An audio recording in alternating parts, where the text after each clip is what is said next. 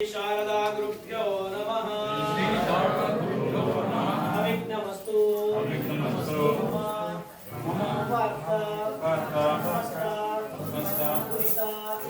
श्रीद्वारा परमेश्वरी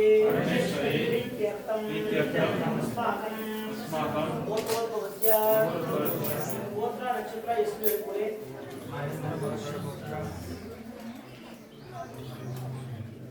नामधेयस्य पुरे अस्माकं सह कुटुम्बानां बन्धुवर्गाणां मातृवर्गाणां पितृवर्गाणां भ्रातृवर्गाणां सहचराणां क्षेमस्थैर्य विजय वीर्य अभय आयुः आरोग्य ऐश्वर्य अभिवृद्ध्यर्थं धर्मार्थ काम्यमोक्ष चतुर्विधा फलपुरुषार्थ सिद्धिद्वारा सकल संपदा प्राप्यते।